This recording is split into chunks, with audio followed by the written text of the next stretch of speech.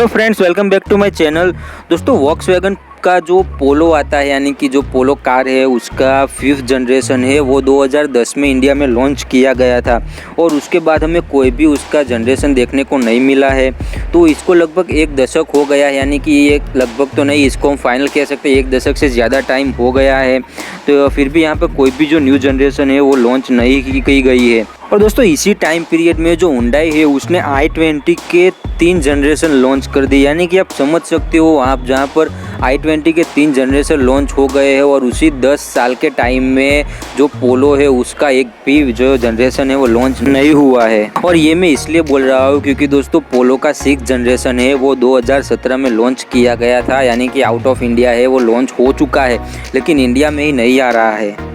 और अभी भी उसको लेकर कोई भी जो हलचल होती है, यानी कि जो न्यूज़ ले आते हैं या फिर कोई जो ही रिवील होता है कुछ इमेजेस, ऐसा भी कुछ भी अभी कोई हलचल नहीं हो रही है।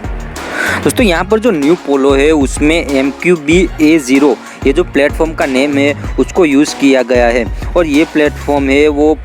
वॉक्सवैगन ग्रुप ने ऑलरेडी है जो इंडिया में लोकलाइज कर दिया है, यानी कि इंडिया में जो है वो उसको यानी कि अपनी कार में यूज़ करने लगे हैं। तो जैसे आपको स्कोडा की कुशाक हो गई या फिर जो वॉक्सवैगन की टियागुन है उसमें भी आपको यही प्लेटफॉर्म है यूज़ किया गया है, यानी कि जो कुशाक और टिगुन है वो दोनों के दोनों का इसी प्लेटफॉर्म पर बेस्ड है। और एक बात इस कार को लेके कि ये जो कार है वो 4 मीटर से ज़्यादा लंबी है और जो पोलो की यानी कि जो पोलो की 6th जनरेशन है वो भी 4 मीटर से ज़्यादा लंबी है। तो इसका मतलब है कि जो वॉक्सवैगन है वो पोलो को इंडिया में लॉन्च कर सकता है।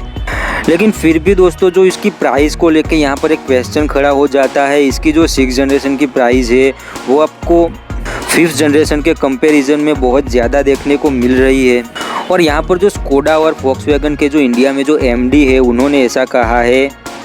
कि पोलो को इंडिया में आने के लिए यानी कि इंडिया में लॉन्च होने के लिए उसका जो प्राइस पॉइंट है वो हायर होना चाहिए, यानी कि अगर उसकी प्राइस ज़्यादा होती है तो ही वो इंडिया में आएगी, यानी कि अगर वो इंडिया में आती है तो आपको इनडायरेक्टली उसकी प्राइस है वो ज़्यादा देखने को मिलेगी। और अभी जो कि पोलो की प्राइस है वो 6.01 से लेके 9.22 लाख तक देखने को मिल जाती है।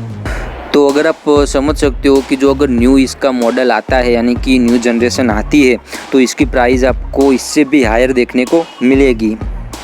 और दोस्तों, यहाँ पर वॉक्सवैगन ने ऐसा भी कहा है कि अगर वो जो ये जो प्लेटफॉर्म है जो मैंने आपको कहा MQB-A0 उसी प्लेटफॉर्म पर अगर वो उसकी डिज़ाइन चेंजेस करे, यानी कि 4 मीटर से कम उसको किया जाए पोलो को, यानी कि उसकी न्यू डिज़ाइन फॉर इंडिया के लिए यानी कि स्पेशल इंडिया के लिए डिज़ाइन की जाए और फिर उसको डेवलप किया जाए, फिर भी जो उसके यानी कि जो फीचर उसमें प्रोवाइड किए जाएंगे अब, यानी कि फ्यूचर को ध्यान में रखते हुए उसको जो फीचर्स है उसमें प्रोवाइड किए जाएंगे तो उसका प्राइस है वो यानी कि अभी की जो कार चल रही है पोलो उसके कंपैरिजन में ज़्यादा होगा, यानी कि उसको रिप्लेस करने के लिए उसका प्राइस पॉइंट बढ़ाना पड़ेगा। और दोस्तों, यहाँ पर प्राइस की बात निकली है तो यहाँ पर जो प्रीमियम हैचबैक्स आती है उनमें पोलो का भी नाम आता है। तो उसी प्रीमियम हैचबैक की प्राइस है वो अभी बढ़ती ही जा रही है, यानी कि अभी जो उसकी प्राइस है वो राइजिंग होती ही जा रही है। यहाँ पर जो होंडा की जाज है उसकी सबसे ज़्यादा स्टार्टिंग प्राइस है जिसकी प्राइस आपको 7.55 लाख रुपीस तक देखने को मिल जाती है, जो ये जो प्राइस है वो सभी हैचबैक की कंपैरिजन में इसकी स्टार्टिंग प्राइस है वो सबसे ज़्यादा है। और दोस्तों, एक और कार हुंडई की i20 जो कि एक प्रीमियम हैचबैक के लाइनअप में आती है तो जिसका आपको टॉप वेरिएंट का प्राइस है वो अराउंड यानी कि 11 लाख से ऊपर ही देखने को मिलता है। अराउंड तो मैं नहीं कह सकता, ऊपर ही आपको देखने को मिलता है। तो आप सोच सकते हो ये जो i20 है वो सबसे महंगी जो कार है हैचबैक तो वो आपको देखने को मिलती है। और अभी इसका एक इनलाइन वेरिएंट कह सकते हैं वो भी आने वाला है आने वाले समय में, तो उसकी प्राइस भी आपको इससे भी ज़्यादा देखने को मिलेगी। और दोस्तों, ये जो मैंने प्राइस बताई वो सारी प्राइस आपको एक शोरूम के हिसाब से देखने को मिल जाएगी। और दोस्तों, ये जो प्राइस है वो बढ़ने की वजह के पीछे कहीं ना कहीं जो इनपुट कॉस्ट होता है फिर जो टैक्सेस होते हैं उनकी कहीं ना कहीं बहुत बड़ा हाथ है इसमें।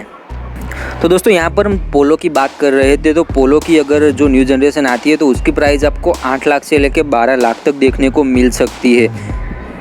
तो जैसा मैंने आपको पहले कहा था इसमें आपको प्रीमियम फीचर्स हो गए, फिर सेफ्टी को लेकर बहुत सारी इम्प्रूवमेंट और फिर जो फ्यूचर के लेके जो कुछ हम कह सकते हैं आपको चेंजेस है वो देखने को मिल सकते हैं।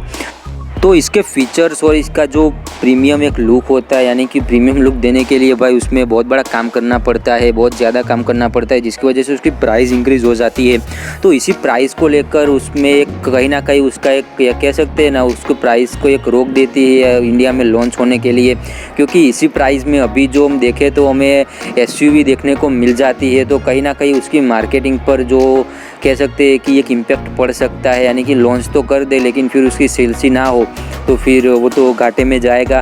तो इसी को यानी कि ये भी एक कारण हो सकता है कि वो इंडिया में नहीं आ रही है, क्योंकि जब दोस्तों इसी प्राइस पॉइंट में अगर हमें SUV देखने को मिल जा रही है तो लोग भाई क्यों ही सेडान कार खरीदेंगे। तो ये भी एक वजह इसके पीछे हो सकती है।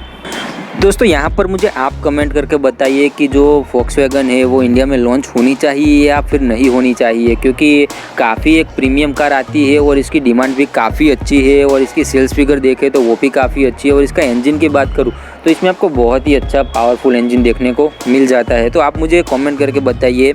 कि आपको इसमें क्या क्या फ़ीचर्स अच्छे लगते हैं और ये इंडिया में लॉन्च होनी चाहिए या नहीं होनी चाहिए।